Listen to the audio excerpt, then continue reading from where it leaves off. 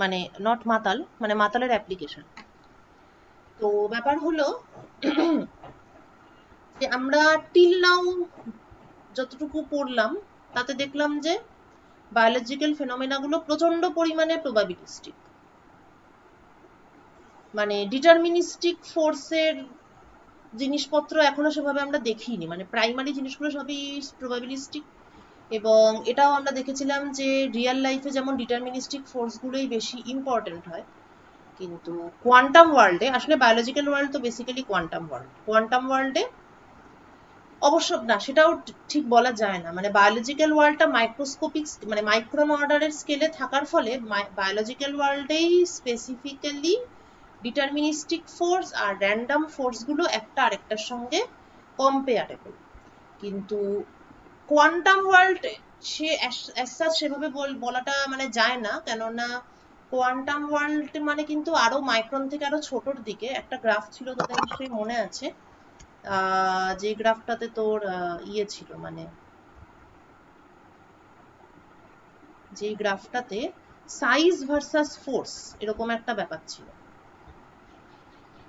এবং সেখানে গ্রাফটা মোস্ট প্রবলি বিভিন্ন ধরনের গ্রাফ, সেটা কেমন ছিল ভুলেও গেছি। একটা ছিল এরকম যেটা টেম্পারেচার বেসড এবং সেটা কনস্ট্যান্ট, সাইজ ডিপেন্ডেন্ট নয়, কারণ এটা সবসময় কেটি। আর ইলেকট্রোস্ট্যাটিক ফোর্স ছিল যেটা এরম ভাবে উঠছিল, মেকানিক্যাল ছিল সেটাও এরম ভাবে উঠছিল, আর থার্মালটা এরকম ছিল, আর কেমিক্যালটা মোস্ট প্রবাবলি এরকম ছিল। তো এই যে জাংশন পয়েন্টটা যেখানে কিনা সব রকম ফোর্সই একটা আরেকটার সঙ্গে কম্পেয়ারেবল, এই সাইজটা হচ্ছে মাইক্রন।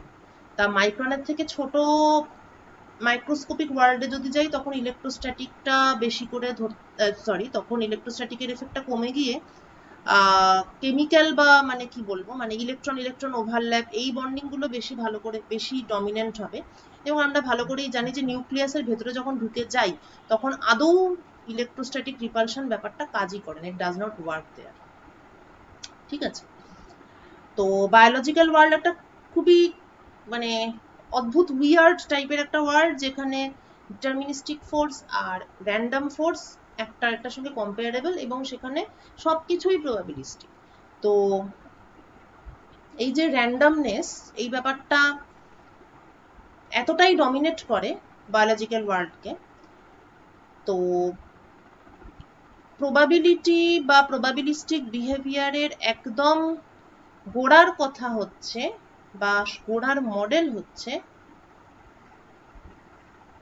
র্যান্ডম ওয়াক মডেল, যেটা দিয়ে অ্যাকচুয়ালি স্ট্যাটিস্টিক্যাল মেকানিক্স শুরু করলে সব থেকে ভালো হয়, কিন্তু কারেন্ট সিলেবাস থেকে ওটা বাদ হয়ে গেছে, আর সময়ের অভাবে ওটা এখন আর বলা হয় না।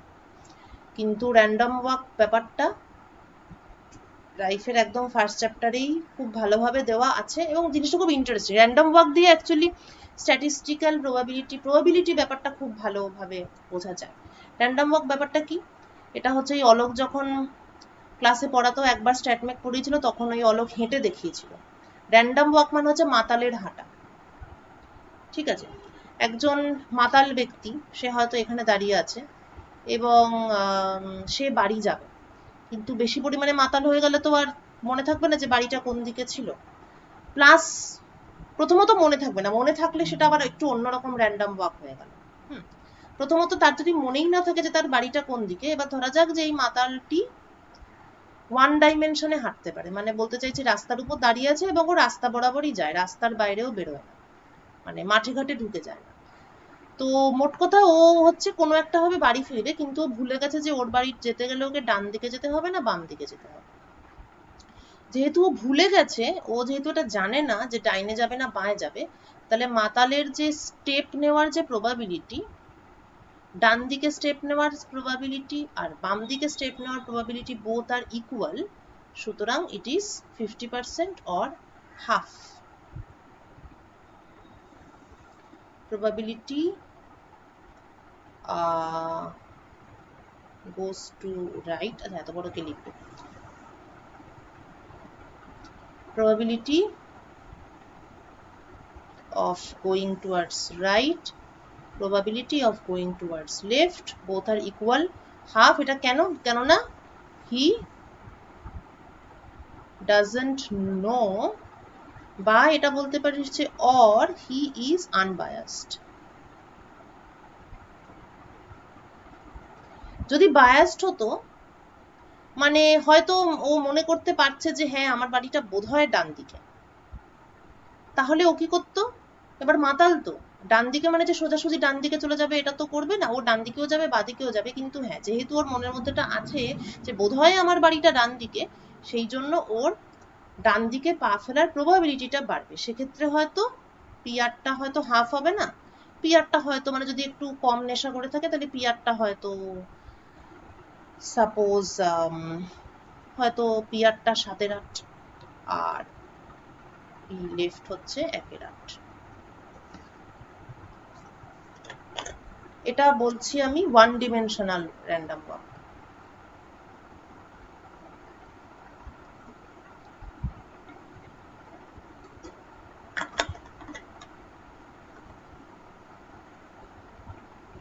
আচ্ছা, এবার এটা এটা তো গেল একটা পার্ট যে ডাইনে যাওয়ার প্রবাবিলিটি কত, বাঁয়ে যাওয়ার প্রবাবিলিটি কত।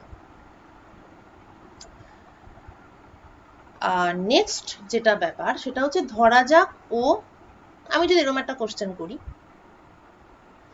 যে ধরা যাক ও টোটাল এনটা স্টেপ নিয়েছে, ঠিক আছে, তাহলে এই এনটা স্টেপের মধ্যে ও এনআরটা স্টেপ নিয়েছে ডান দিকে, এনএলটা স্টেপ নিয়েছে বাঁ দিকে, তাহলে total number of steps NR plus NL equal to capital N, অর্থাৎ এনআরটা স্টেপ ডান দিকে আর এন মাইনাস এনআর এতগুলো স্টেপ হচ্ছে বাম দিকে। এবার আমি যদি জিজ্ঞেস করি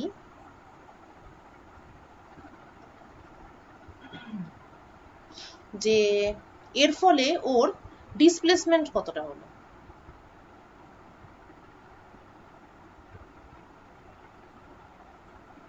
কতটা হবে ডিসপ্লেসমেন্ট, ওর একটা স্টেপের লেংথ যদি এ হয়, ধরা যাক ও একটা পদক্ষেপে এ দূরত্ব যায়, তাহলে এনআরটা স্টেপ ডান দিকে নিয়েছে, এনএলটা স্টেপ বাম দিকে নিয়েছে, so displacement towards right it will be nRA minus NLA, সুতরাং displacement x is nR minus NLA। আর একটা ইন্টারেস্ট মানে আমি আরেকটা কি জানতে ইন্টারেস্টেড হতে পারি, what is the probability of taking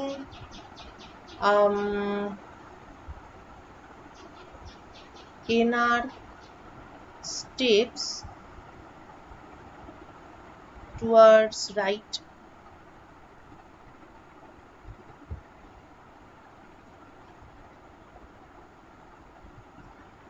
ডান দিকে মানে এনআরটা রাইট ওয়ার্ডস স্টেপ এইটা নেওয়ার প্রবাবিলিটি কত যেখানে total number of steps taken is capital N.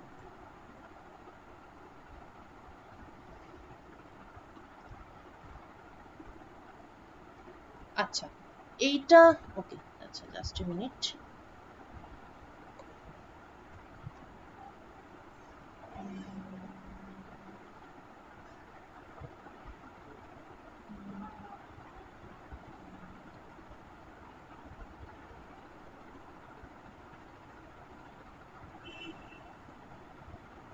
না ঠিক আছে।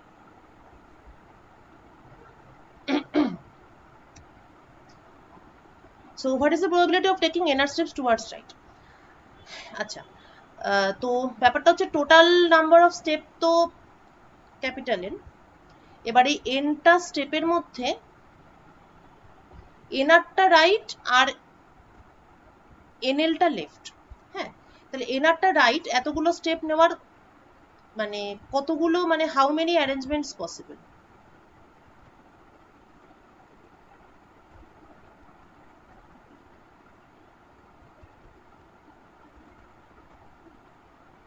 মানে আমি বলতে চাইছি যে ও এরকম করতে পারে, ধরা যাক যে টোটাল হয়তো 4টে স্টেপ নিয়েছে, 4 স্টেপস, এবং তার মধ্যে হয়তো দুটো রাইট ডান দিকে স্টেপ নিয়েছে। তাহলে এটা এমনও হতে পারে যে প্রথমে একবার ডান দিকে গেল, তারপর আবার ডান দিকে গেল, তারপরে বাঁ দিকে গেল, বাঁ দিকে গেল, এটা একটা হতে পারে। আবার এরকম হতে পারে, এর ফলেও আগের জায়গায় পৌঁছে যাবে কিন্তু।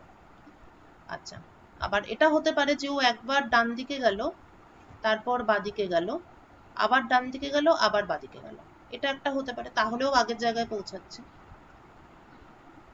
আরেকটা কি হতে পারে, প্রথমে বাঁ দিকে গেল, তারপরে আবার বাঁ দিকে গেল, তারপর আবার ডান দিকে গেল, আবার বাঁ দিকে গেল।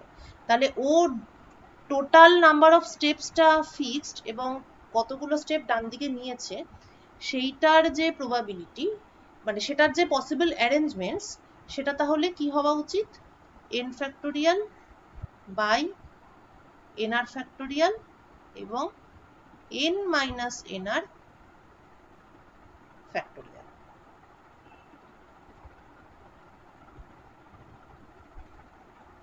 ঠিক,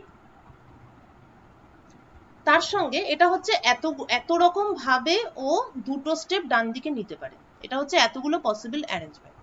এবার প্রবাবিলিটি করতে গেলে কি করবে, তাকে মাল্টিপ্লাই করতে হবে, মানে অ্যাকচুয়াল প্রবাবিলিটিটা দিয়ে। তাহলে এতগুলো পসিবল অ্যারেঞ্জমেন্টস হলো মাল্টিপ্লাইড বাই, এবার probability of taking nr steps towards right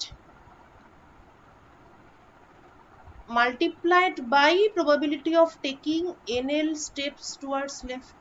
কেননা মানে nr বার তো ডান দিকে গেছে, তাহলে বাকি সময় বার তো বাঁ দিকে গেছে, সেই ইনফরমেশনটাকে তো আমার এখানে ঢোকাতে হবে, কারণ আমার এখানে কোশ্চেনটা হচ্ছে probability of taking nr steps মানে এক্স্যাক্টলি nr স্টেপস, ঠিক nrটা স্টেপই ও ডান দিকে গেছে, এর মানে হলো বাকি স্টেপগুলো বাঁ দিকে গেছে, তাহলে সেই প্রবাবিলিটি আমাকে ইনক্লুড করতে হবে। Taking nr steps towards right, it means মানে ইভেন্ট ওয়াইজ যদি আমি বলি, তাহলে ডান দিকে nrটা স্টেপস ইন্টারসেকশন, বাঁ দিকে nlটা স্টেপস, ফলে প্রবাবিলিটি লেখার সময় আমাকে pr multiplied by pl.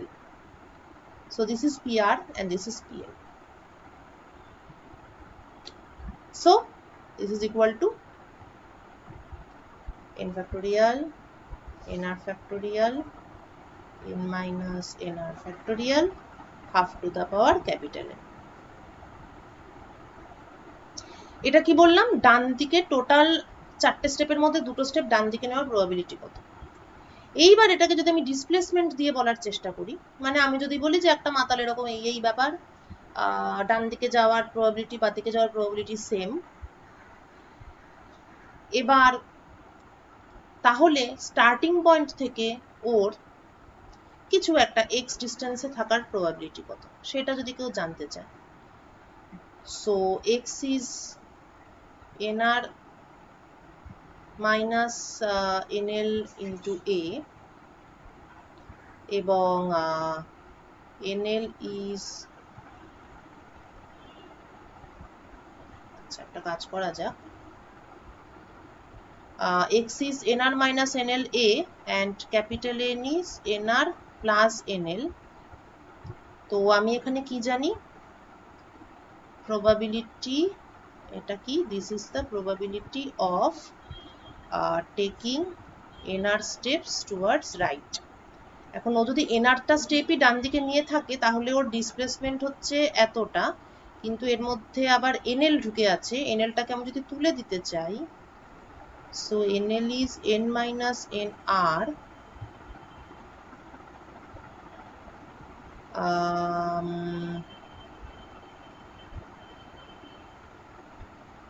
probability of x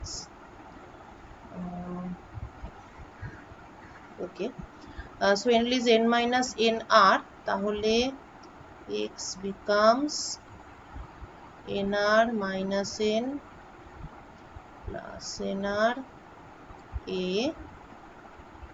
2nr minus n a। ঠিক আছে, অবশ্যই এই সাবস্টিটিউশনটা করে খুব একটা লাভ নেই।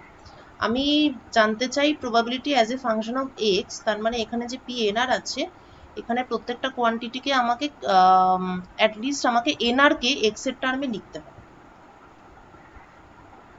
তাহলে এনআর কে আমি যদি এক্স এর টার্মে লিখতে চাই, তাহলে আমাকে যেটা করতে হবে, x by a is NR minus NL, আর এদিকে ক্যাপিটাল এন হচ্ছে NR plus NL. So NR is x by a plus capital N by 2।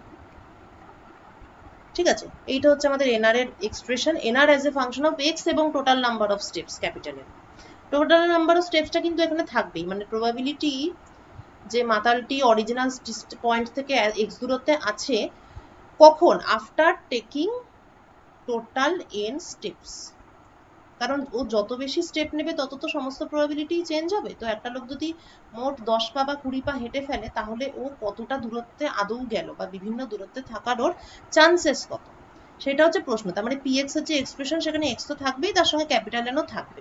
তো সেই হিসেবে লজিক্যালি আমরা ঠিক জায়গাতেই আছি, এনআর এর জায়গায় আমাদেরকে এটা বসিয়ে দিতে হবে।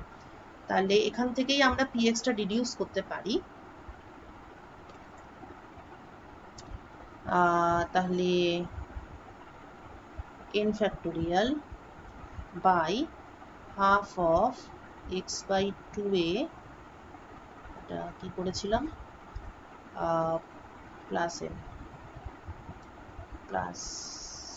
n ফ্যাক্টোরিয়াল, মানে পুরোটার ফ্যাক্টোরিয়াল, আর এখানে n minus nr,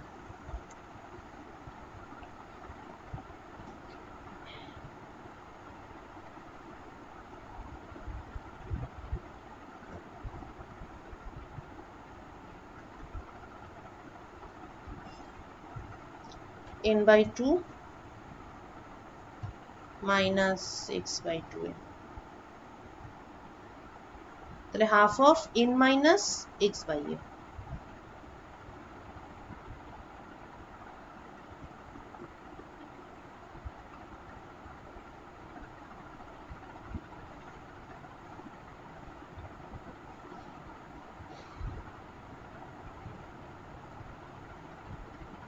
factorial half to the power n।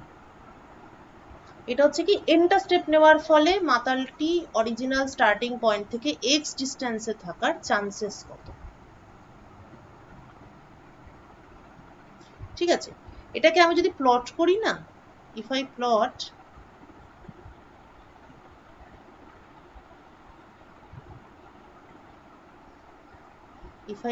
px versus x, I'll get a bell-shaped curve which looks like a Gaussian random walk model। এটা হচ্ছে একটা প্রচন্ড ফেমাস, প্রচন্ড পপুলার মডেল। যদি কেউ পরবর্তীকালে, আমি জানি না, যদি কেউ স্ট্যাটিস্টিক্যাল ফিজিক্স রিলেটেড কোনো কিছু নিয়ে রিসার্চ করিস, বা তোদের যে কোনো কাজে যদি স্ট্যাটিস্টিক্যাল মেকানিক্স অ্যাপ্লাই করতে হয়, তাহলে সাধারণভাবে শুরুটা সবসময় র্যান্ডম ওয়াক দিয়েই হয়। এবার র্যান্ডম ওয়াকের অনেক হায়ার ভার্সন থাকবে অবভিয়াসলি, এটা তো বললাম মাত্র 1 ডাইমেনশনাল র্যান্ডম ওয়াক, তাও আবার আনবায়াসড। এবার তোর বায়াসড র্যান্ডম ওয়াক থাকতে পারে,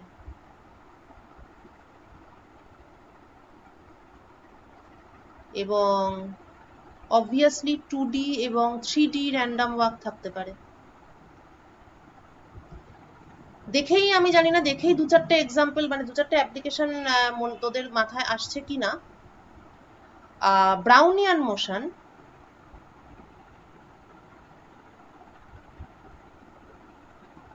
কি হয় ব্রাউনিয়ান মোশন?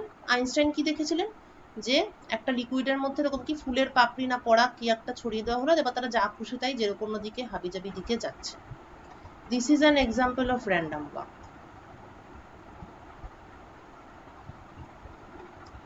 অসমোসিস,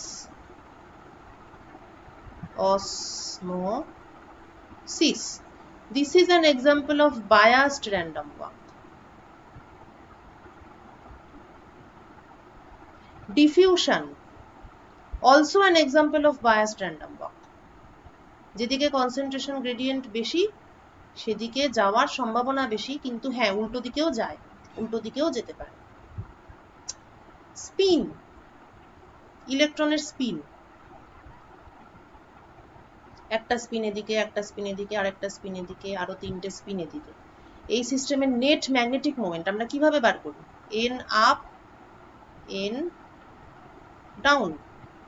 আমরা কি করব, মানে কি করি আমরা, এটাই তো আমরা করি, N up minus N down করে এক একটা স্পিনের, প্রত্যেকটা স্পিনের যা মোমেন্ট মিউ, এটা দিয়ে এটাকে গুণ করলাম। This is also a random walk. কখন এটা আনবায়াসড র্যান্ডম ওয়াক? যখন এখানে এক্সটার্নালি কোনো ম্যাগনেটিক ফিল্ড অ্যাপ্লাই করা হয়নি, বাইরে থেকে কিছু অ্যাপ্লাই করিনি, তখন এটা আনবায়াসড।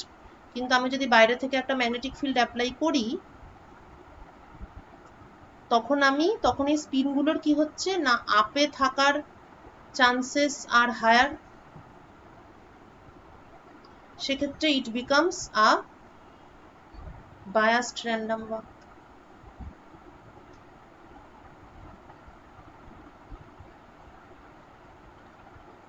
এবার যদি আমি স্পিনগুলোর মধ্যে নিজেদের মধ্যে কিছু কাপলিং কনসিডার করি, তখন আবার র্যান্ডম ওয়াকের উপরে আরো কিছু জিনিসপত্র তোকে অ্যাড করতে হবে। সো র্যান্ডম ওয়াকের বেসিকটা এতটাই কি বলবো, মানে এতটাই সিম্পল এবং এতটাই ওয়াইড, মানে বেসিক মডেলটা এতটাই ভালো আর কি, মানে মাত্র দুটো পসিবিলিটি থাকলে সিচুয়েশনটা কেমন হয়, মানে যে কোনো একটা সিস্টেম যদি দুটো পসিবল মানে দিকে যেতে পারে তাহলে তার ব্যবহারটা কেমন হবে, এটাই হচ্ছে র্যান্ডম ওয়াক মডেল। এখান থেকেই প্রবাবিলিস্টিক সিস্টেমগুলো স্টাডি করা শুরু, এবং র্যান্ডম ওয়াক মডেল ইউজ করে অনেক কঠিন মানে ইভেন এখনো দেখবি অনেক পেপারেই অনেক কমপ্লিকেটেড মডেলকে র্যান্ডম ওয়াক মডেল দিয়েই এক্সপ্লেন করার চেষ্টা করে। নীলাদ্রি স্যারেরও আমি একটা দুটো পেপার দেখেছিলাম যেখানে র্যান্ডম ওয়াক মডেল দিয়ে ব্যাপারটাকে ডিসকাস করা হয়েছে। তো আচ্ছা, তোদের একটা জিনিস পেপারের কথা উঠলো বলে বলছি, যেহেতু তোরা এখন হয়তো জানি না, হয়তো কোনো সময় পেপার নিয়ে ঘাটাঘাটি করিস, সাই হাব বলে একটা ওয়েবসাইট আছে, মানে অনেক পেপার দেখবি তোরা যদি পড়তে চাস, মানে পেপার তো এখন দেখতেই পারিস, কারণ তোরা অনেক কিছু সম্পর্কে অনেক কিছু এখন জেনে গেছিস, তো লেটেস্ট রিসার্চ পেপারগুলো যদি তোরা এখন পড়িস তোরা অনেকটাই বুঝতে পারবি, অন্তত কি হচ্ছে ঘটনাটা সেইটা অ্যাটলিস্ট তোরা বুঝতে পারবি। তো অনেক পেপার দেখবি তোরা অ্যাক্সেস করতে পারবি না, সাবস্ক্রিপশন না থাকলে অনেক পেপার অ্যাক্সেস করা যায় না। তো দুটো জিনিস তোদের করতে হবে, এক হচ্ছে ইনফ্লিবনেট আছে, এটা আমার আগেই বলা উচিত ছিল, আমার খেয়াল হয়নি। কলেজ লাইব্রেরির ইনফ্লিবনেট বলে একটা স্কিম আছে, সেখানে রেজিস্টার করলে কিছু জার্নাল অ্যাক্সেস করা যাবে। রেজিস্টার করার একটা প্রসেস আছে, একটা পিডিএফ আছে, পিডিএফটা আমি পাঠিয়ে দেবো, এটা একটা। আর হচ্ছে সাইহাব বলে একটা ওয়েবসাইট আছে, যারা বিভিন্ন জার্নাল, যেগুলো লোকে পয়সা দিয়ে লোককে কিনতে হয়, এবার সবার পক্ষে তো অত টাকা পয়সা দিয়ে পেপার নেওয়া সম্ভব হয় না, তো সাইহাব বলে একটা ওয়েবসাইট আছে যারা গোপন পথে ওইসব পেপারগুলোকে করে এখানে আপলোড করে। সাইহাব প্রচুর লোকে ইউজ করে, আমরা তো প্রচুর ইউজ করেছি। সাইহাবে সমস্ত পেপার পাবি। সাইহাবে হচ্ছে তোকে যে কোনো একটা পেপার, যে পেপারটা তুই ডাউনলোড করতে চাস সেটা তুই নর্মালি গুগল সার্চ করে প্রথমে সেই পেপারটায় যাবি, মানে পেপারটা যে ওয়েব পেজে দেখাচ্ছে সেই ওয়েব পেজ পর্যন্ত যাবি নর্মাল গুগল সার্চ করে, তারপর তো তোকে দেখাবে যেটা নেওয়ার জন্য আপনাকে সাবস্ক্রাইব করতে হবে, টাকা পয়সা দিতে হবে ইত্যাদি। তো ওই পেজটাতে গিয়ে যে লিঙ্কটা থাকবে সেটাই তো পেপারের লিঙ্ক, মানে উপরে যে ইউআরএলটা থাকবে www বা https দিয়ে যেটা থাকবে ওটা হচ্ছে পেপারের লিঙ্কটা। ওই পুরো লিঙ্কটাকে কপি করে সাইহাবে নিয়ে গিয়ে পেস্ট করতে হবে, তাহলেই পেপারটা ডাউনলোড করতে পারে। ঠিক আছে, ওয়েল তো দেখবি যে এখন মানে এখনো দেখবি যে কোনো থিওরিটিক্যাল স্টাডি করতে হলে র্যান্ডম ওয়াক মডেল দিয়ে ব্যাপারটাকে করে স্টার্ট করে। আচ্ছা, আমাদের বায়োলজিক্যাল সিস্টেমে আমরা র্যান্ডম ওয়াক মডেল দিয়ে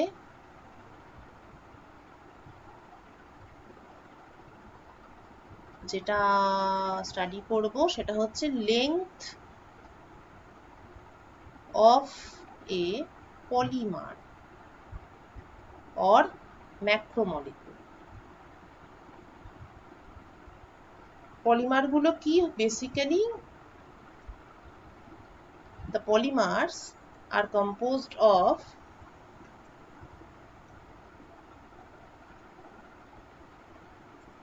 এই যে they are composed of little segments, যেগুলো হচ্ছে একটা মনোমার, মনোমার জুড়ে জুড়েই তো পলিমার। তো কোনো একটা ম্যাক্রোমলিকিউল 1 ডাইমেনশনাল হতে পারে, কোনো একটা ম্যাক্রোমলিকিউল 3 ডাইমেনশনাল হতে পারে। এই সেগমেন্ট গুলো যে কোনো দিকে পয়েন্ট করে থাকতে পারে। যদি এরা যে কোনো দিকেই পয়েন্ট করে থাকতে পারে, শুধু 1 ডাইমেনশনটা আমরা এখন স্টাডি করব ফর সিম্পলিসিটি, তাহলে বাদিকের ছবিটা, তা যে কোনো দিকেই যদি এরা পয়েন্ট করে থাকতে পারে এই সেগমেন্ট গুলো, তাহলে বুঝতেই পারছিস this is another example of random walk, another application of random walk model, যেখানে এই যে আমরা এইটা বলছিলাম যে এক্স পিএক্স, এক্সটা আমরা কি বলছিলাম যে টোটাল এন স্টেপ মিলে এক্স দূরত্বে থাকার সম্ভাবনা। এই র্যান্ডম ওয়াক মডেলটাকে যদি আমি কোনো একটা ম্যাক্রোমলিকিউলের জন্য ইউজ করি, তাহলে এক্স এর মানে কি দাঁড়াবে? ধর একটা সেগমেন্ট যেটা ডান দিকে পয়েন্ট করে আছে, আরেকটা সেগমেন্ট সেটাও ডান দিকে পয়েন্ট করে আছে, কিন্তু এরপরের সেগমেন্টটা সেটা বাম দিকে পয়েন্ট করে আছে, এবং তারপরে সেগমেন্টটাও বাম দিকে পয়েন্ট করে আছে।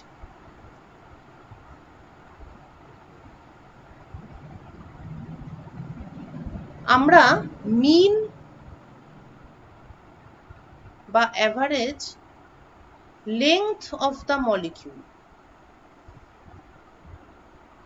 এইটাকে বোঝার জন্য এক্সটাকে ইউজ করতে পারি। কিভাবে সেটা আবার দেখি।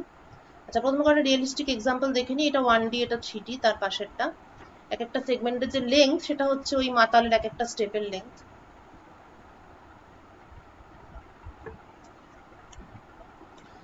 তারপর এটা হচ্ছে DNA, DNA fitted to a random walk model.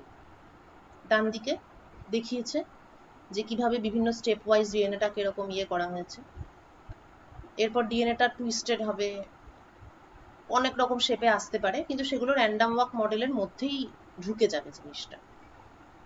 এটা যেমন অবশ্য এটা কিন্তু 2 ডাইমেনশনাল র্যান্ডম ওয়াক, একটা সারফেসের উপর আছে, সো ইট ইজ 2 ডাইমেনশনাল। একটা 1 dimensional random walk total 2 two the power n possible configuration আছে। আমি যদি workers distance from the origin, এটা যদি আমি জাস্ট সবকটা এক্সআই মানে হচ্ছে এক একটা স্টেপ নিল, এক একটা দূরত্ব গেল, এক্সআই হচ্ছে এই যে দেখতে পাচ্ছিস নিচে লেখা আছে এক্সআই এর ভ্যালু হচ্ছে প্লাস মাইনাস এ, মানে এক একটা স্টেপ নেওয়ার পরে ডিস্টেন্স। তো আমি যদি জাস্ট এক্সআই গুলোকে অ্যাভারেজ করে মনে করি যে তার মানে অ্যাড করে অ্যাভারেজ করে দেবো, তাহলে বোঝাই যাচ্ছে যে অ্যাকচুয়াল ভ্যালুটা আমরা পাবো না। কারণ এই ছবিটাতে আমি যখন এখানে বলছিলাম তখনই দেখা গেল যে এটা দুবার ডান দিকে গেল, দুবার বাম দিকে গেল, তাহলে যোগ করলে তো 0 হয়ে যাবে, তাহলে অরিজিনাল লেন্থটা আমরা পাবো না। এটা সমস্যাটা কেন হচ্ছে? কেননা দুবার +1 দুবার -1। এইটার জন্য ঠিক আছে, যখন আমি ডিস্টেন্স মাপছি তখন ঠিক আছে, কিন্তু আমি যদি লেন্থ মাপি তাহলে তো একটু সমস্যা। তাহলে তখন আমাকে কি করতে হবে? তাহলে সাইনগুলোর ব্যবস্থা করার জন্য আমাকে কিছু একটা করতে হবে। সাইনগুলোর ব্যবস্থা করার জন্য আমি কি করতে পারি?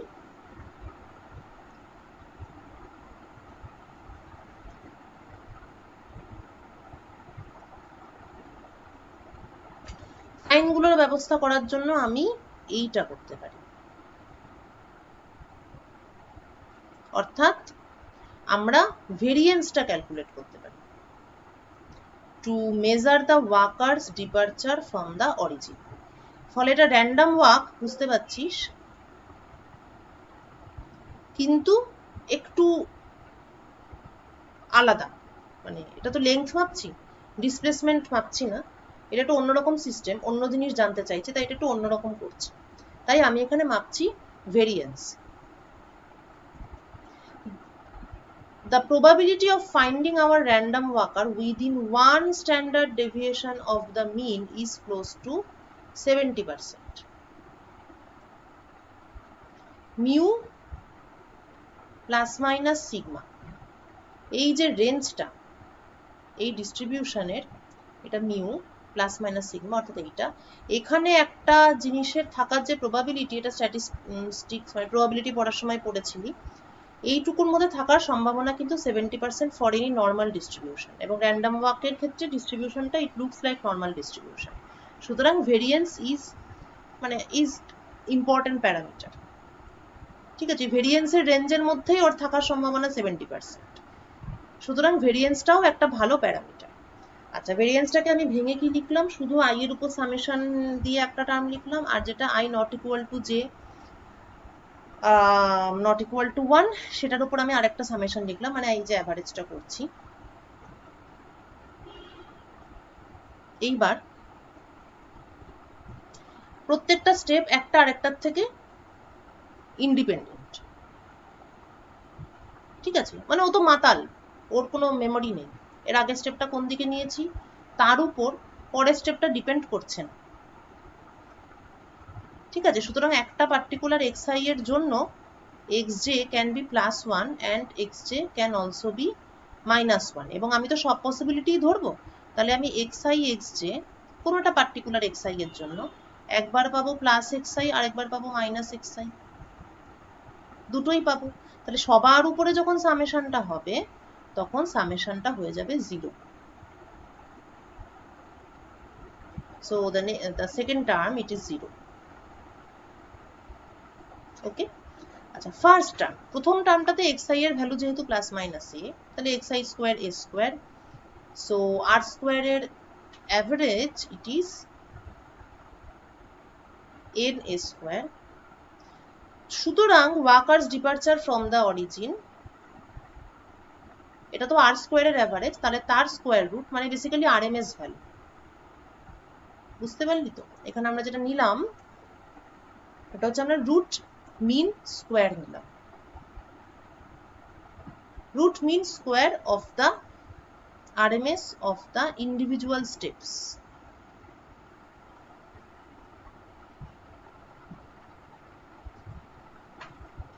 সেইটা is a root n, তাহলে it is proportional to the square root of the total number of n টা কি actually it is total number of segments, যতগুলো মনোমার দিয়ে পুরো পলিমারটা তৈরি তার স্কোয়ার রুটের উপর ডিপেন্ড করছে মিন লেংথটা। ঠিক আছে, তাহলে this is the dependence on the total number of monomers যারা পলিমারটাকে কম্পোজ করছে। ওয়েল, তারপর তো এই ব্যাপারগুলো বললাম, পসিবল নাম্বার অফ কনফিগারেশন এটা, the probability of a given macromolecular state depends upon its microscopic degeneracy, এটা হচ্ছে ডিজেনারেসি। এটা তো আগেই বলেছি যে স্ট্যাটিস্টিক্যাল ফিজিসিস্টরা যেভাবে পড়ছে বায়োলজিতে তার ল্যাঙ্গুয়েজটা একটু আলাদা, এটা মাইক্রোস্কোপিক ডিজেনারেসি। এবার হচ্ছে কি, এটাও আমি একবার দেখিয়েছি যে মানে যদি তিনটে স্টেপ ডান দিকে নিয়ে থাকে, তিনটে সেগমেন্ট, ঠিক আছে, একটা ম্যাক্রোমলিকিউল আছে যার তিনটে সেগমেন্ট আছে, এবারও তিনটে স্টেপ ডান দিকে নিয়েছে, এই অবস্থায় পসিবল কনফিগারেশন একটাই হবে। দুটো স্টেপ ডান দিকে নিয়েছে, এই অবস্থায় পসিবল কনফিগারেশন তিনটে হবে।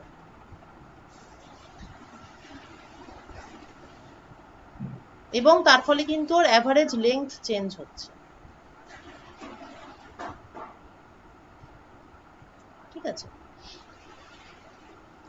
আচ্ছা, যদি একটা স্টেপ ডান দিকে নিয়ে থাকে তাহলেও তিনটে পসিবল কনফিগারেশন, যদি কোনো স্টেপই ডান দিকে নিয়ে না থাকে তাহলে একটাই পসিবল কনফিগারেশন। সো এবার probability of taking NR steps towards right, এটা হচ্ছে এটা তো বললাম, এটা হলো geometric disposition of the chain. এবার নর্মালাইজ করার জন্য টোটাল প্রবাবিলিটি, এবং এটা করলে পরে এটা 1ই আসবে। যাই হোক, আচ্ছা এবার নেক্সট হচ্ছে যে হ্যাঁ, এবার এই যে এন্ড টু এন্ড ডিস্টেন্স, ঠিক আছে, কোনটা ম্যাক্রোমলিকিউলের এন্ড টু এন্ড ডিস্টেন্স দেখা যাচ্ছে, এন্ড টু এন্ড ডিস্টেন্স সেটা 0 হওয়ার চান্সেস আর দ্য হাইয়েস্ট, মানে গুটিয়ে পাটিয়ে থাকার চান্সটাই সব থেকে বেশি রাদার দেন ছড়িয়ে ছড়িয়ে থাকা। আচ্ছা তারপরে এইটা কি, এটা হচ্ছে ইন টার্মস অফ এই যে end to end distance r NR minus NL a, এইটাই আমরা এখানে বলছিলাম, এই যে এটাই হচ্ছে this is our r walker's distance from the origin, যেটার আমরা ওই রকম ভাবে যদি অ্যাভারেজ জাস্ট সাম করে দিই তাহলে ব্যাপারটা 0 হয়ে যাবে, যার জন্য আমরা ওটাকে আর স্কোয়ার করলাম। So the end to end distance probability for the end to end distance are equal to, মানে যেটাকে আমরা ওখানে এক্স বলছিলাম ওটা হচ্ছে এনআর মাইনাস এনএল এ, তার প্রবাবিলিটি এটা তো কেন এরকম ভাবে দেখালাম। এবার এটাকে আমি যদি সিম্পলিফাই করতে চাই তাহলে অবভিয়াসলি আমাকে এই স্টার্লিং অ্যাপ্রক্সিমেশন ইউজ করতে হবে, এটা তো তোরা ইউজ করেছিস। ও এখানে আবার একটা স্টেপ বেশি লিখেছি কেন, log n factorial approximately equal to n log n minus n, এটা তো নিশ্চয়ই ইউজ করেছিস স্ট্যাটিস্টিক্যাল ফিজিক্সে। তো সেটাকে ইউজ করে তাহলে প্রথমে কি করতে হবে, লেফট রাইট লগারিদম নিতে হবে। আচ্ছা 2πn টা এখানে রেখেছে, তাও ঠিক আছে, কিছু করার নেই, রেখেছে তো রেখেছে। লেফট রাইট লগারিদম নিয়ে আমি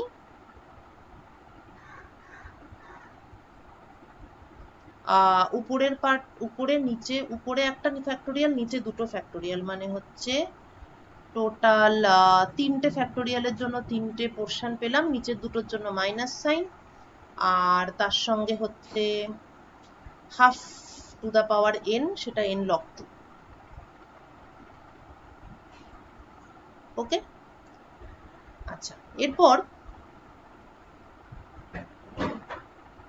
এই যে লগারিদম গুলো আছে, log of n plus 2 plus r by 2a, log of n by 2 minus r by 2a,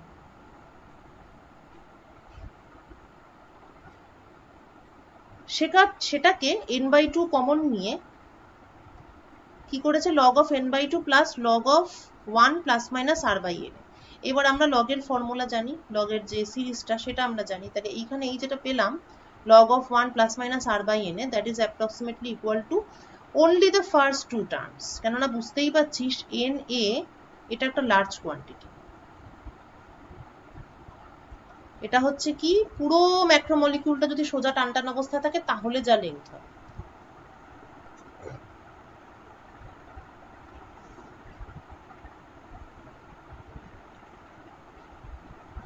তো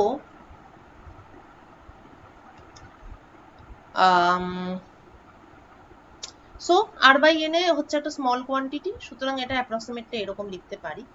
এই পুরো জিনিসটাকে যদি ওখানে বসিয়ে দিই এটার মধ্যে লগ অফ প্রবাবিলিটি, তার মধ্যে যদি বসিয়ে দিই তাহলে আমরা পাচ্ছি log 2 minus half log 2πn minus r square, এইটাই হচ্ছে আসল জিনিস, এই ডিপেন্ডেন্সটা, কারণ বাকিগুলো সব তো একটা মানে সামনের কনস্ট্যান্ট টার্মের মধ্যে ঢুকে যায়, লগ আছে এটাও লগ এটাও লগ, তাহলে ঢুকে গেল, দিয়ে আমি সামনের পোর্শনটা পেলাম। কিন্তু এইটা this is our dependence, probability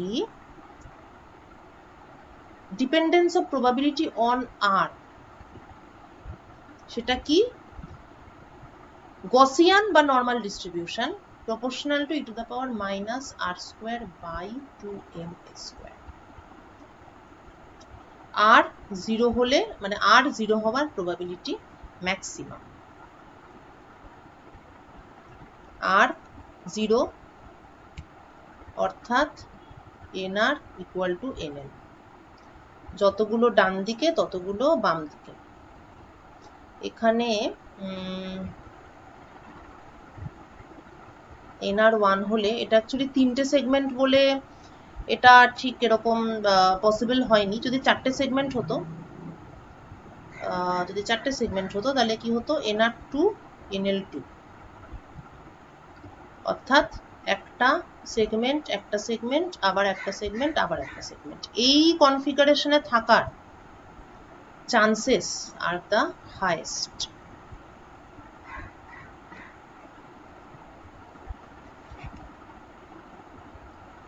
এবং তাহলে সেই কন্ডিশনে অ্যাভারেজ লেন্থটা হবে কত হবে, টোটাল নাম্বার অফ সেগমেন্ট যদি n হয় তাহলে n/2 a, this is the average length. এবং এই লেন্থটা পাওয়ার সম্ভাবনাই সব থেকে বেশি। ভালো কথা। তাহলে এবার এটারই প্লট এটা ছিল অ্যাকচুয়ালি, ঠিক আছে, নর্মাল ডিস্ট্রিবিউশন। এখন কথাটা হচ্ছে যে এটা তো আমরা পুরোটাই করলাম কি, ওয়ান ডাইমেনশন,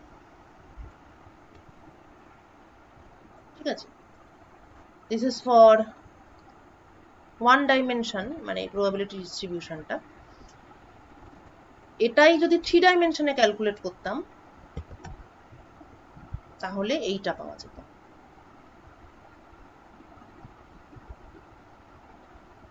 এখানে একটা 3, এখানে স্কোয়ার রুটের কিউব, এবং এখানে আরেকটা 3। এটা অ্যাকচুয়ালি নর্মালাইজেশন কনস্ট্যান্ট, মেন পার্টটা হচ্ছে এটা। তো যেইভাবে এই ওয়ান ডাইমেনশনাল ব্যাপারটা এসেছে সেটাকেই আরেকটু এক্সটেন্ড করলেই 3 ডাইমেনশন আসবে। এইটার ডিটেল ক্যালকুলেশনটা খুব বেশি নয়, 4-5টা স্টেপ আছে। এটা বইতে আছে কিন্তু এটা আমি এই মুহূর্তে করাচ্ছি না, ঠিক আছে, to simplify the whole matter. এটা দেখে নিতে পারিস, মাঝের 3-4টে স্টেপ আছে, ওটা বইতে আছে। সো তাহলে PRN is sharply peaked at r equal to 0. This property underlies the elasticity of polymer chains. মানে পলিমার চেনগুলো 0r এ থাকতেই অভ্যস্ত। এই যে 0r। এবার একটা পলিমার চেনকে আমি টেনে লম্বা করে দিলাম যাতে rটা নন জিরো হয়ে যায়। ছেড়ে দিলে কি হবে, ও আবার ঘুরে এই কনফিগারেশনেই চলে আসবে, 0r, ঠিক আছে। মানে এটা এমনও হতে পারে একটা ডান দিক একটা বাম দিক, আবার বাম দিক আবার ডান দিক, এই কনফিগারেশনও হতে পারে। কিন্তু মোট কথা r শুড বি 0, এই কনফিগারেশনটা, দিস ইজ মোস্ট প্রবাবল। এই পলিমারকে আমি যদি টেনে একটা অন্য কনফিগারেশনে নিয়েও যাই, যদি ছেড়ে দিই ও আবার আগের জায়গায় চলে যাবে। This is the elastic property of the polymer. এবং the elasticity of polymers can be explained using the statistical probability distribution of the polymer configuration, ঠিক আছে।